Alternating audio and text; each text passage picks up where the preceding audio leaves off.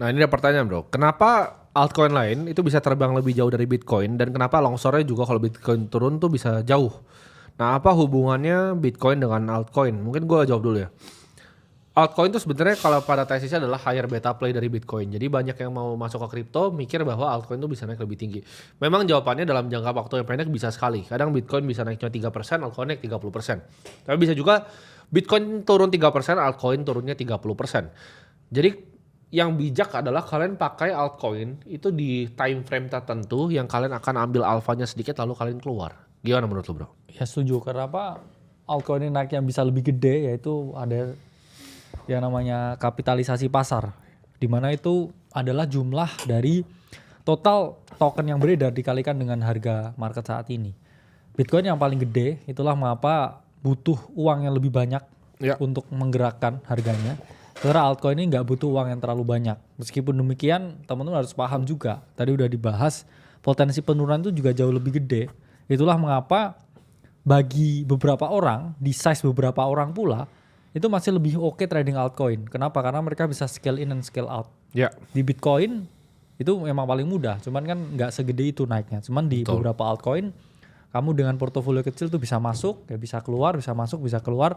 Tapi kalau di size kita gitu, misalnya mau beli koin puluhan M itu sulit, ya sulit banget.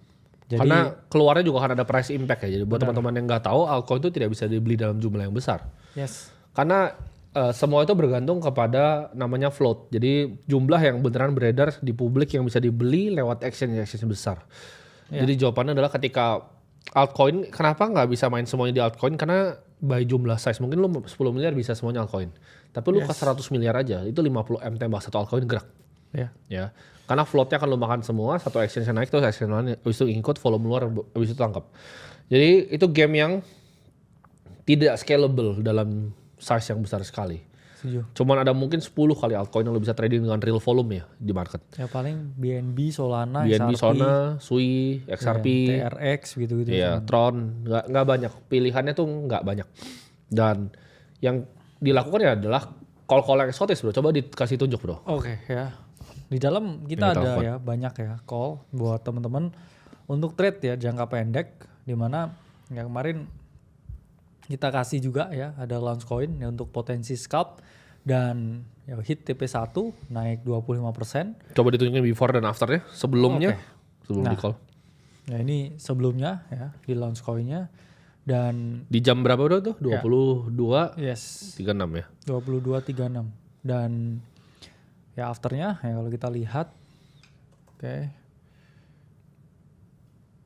nah dia ya sampai di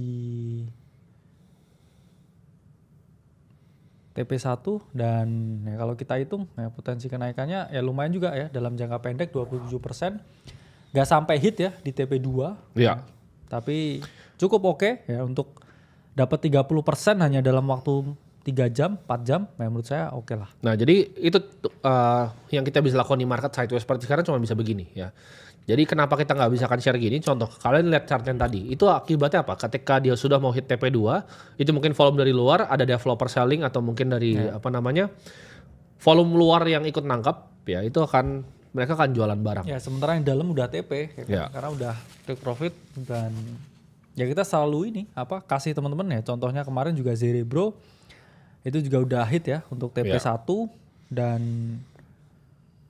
ada beberapa ya yang masih running. Jadi emang kita kasih ya probability jangka pendek ketika market ini paling jelek sekarang. Betul. Jadi 3 jam 30% bawa pulang, 3 jam 30% jam tangan bawa keluar, jam tangan bawa keluar. Kemarin sempat bro, jadi kayak kita kan lu kan bercanda kan. Ini menarik ya, saya mungkin sedikit cerita ya. Jadi launch coin ini kan memang suatu, kita ngomong meta ya, suatu tema ya, basically it's a meme coin ya. Yaitu adalah internet capital market, suatu naratif di mana kita bisa ngebuat ya koin apapun di sana. Tapi memang ya balik lagi teman-teman, meme coin is a meme coin dan ya kita manfaatkan. Tapi ini alat ya buat launching meme coinnya. Jadi kita cuma manfaatin ya alpha jangka pendek 30% dan juga out. Dan itu kayak mungkin ya 1% dari portfolio, 30% dapat jam tangan out. Ya, itu bukan posisi signifikan yang kita puja, tapi itu bisa buat kalian. Kalau kalian jajan-jajan bisa lah, gitu ya.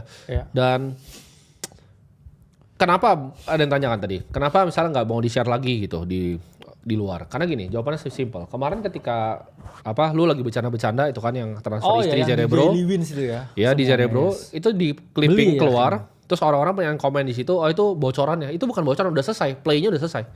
Jadi kalian akan selalu telat gitu. Kalian nonton ini mungkin kalian ada yang lagi kerja nih sekarang jam segini. Kalian nggak mau bolos, kalian takut dipecat kan? Ya terus juga launch coin. Gitu.